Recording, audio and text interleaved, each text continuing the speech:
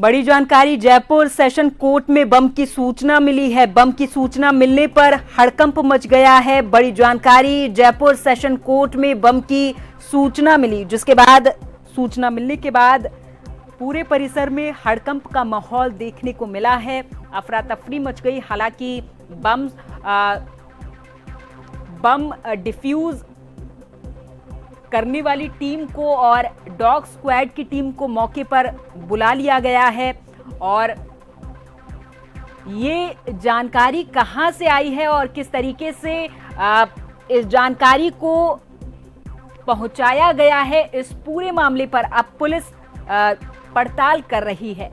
तो ये पहली घटना नहीं है जब कोई बम की खबर खुलकर सामने आ रही है या बम की सूचना किसी परिसर में होने की बात कही जा रही है। इसके पहले भी हमने देखा था कि जयपुर के एसएमएस स्टेडियम में भी बम की सूचना कई बार मिल चुकी थी और कई जो अधिकारियों के मुख्यालय हैं वहां पर भी बम की सूचना मिल चुकी है। हालांकि जब छानबीन की जाती है, जांच की जाती है, तो वहां पर कुछ भी संदिग्ध ऐसा नहीं मिला है। हालांकि अब जयपुर सेशन कोर्ट की बात करें, बम की सूचना मिली है।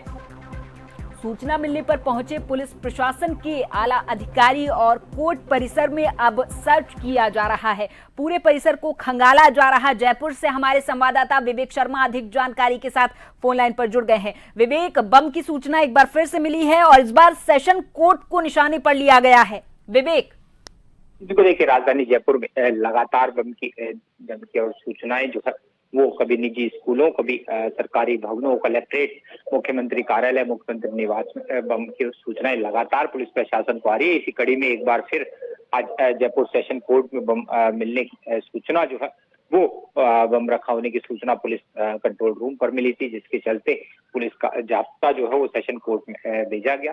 कोर्ट परिसर को खाली कराकर फिलहाल सुरक्षा जांच की जा रही है। हालांकि राहत की बात ये मानी जा सकती है कि अभी तक सर्च के दौरान कुछ भी जो है वो संदिग्ध वस्तु नहीं मिली है।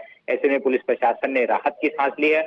माना जा रहा है कि लगातार ईमेल या अन्य इंटरनेशनल कॉल के जरिए जो है इस तरह की झूठी सूचनाएं जो वो भेजकर बम रखा होने की जानकारी दी जाती है, जिसके चलते जो सुरक्षा एजेंसियां हैं उनको जो है भागदौड़ का सामना करना पड़ता है। हालांकि दिवाली का त्योहार है और त्योहारी मौका है, ऐसे में पुलिस जाब्ता जो है वो सुरक्षा व्यवस्था के लिहाज से पूरे शहर में तैनात है। लेकिन इसी दौरान उनकी झूठी सूचना जिस तरह से मिलती है उसके चलते सुरक्षा एजेंसियों को परेशानी का सामना करना पड़ता है। हालांकि त्योहारी मौके पर जिस तरह की सूचना बम की मिली है उसके बाद तुरंत पुलिस प्रशासन के आला अधिकारी हरकत में आए।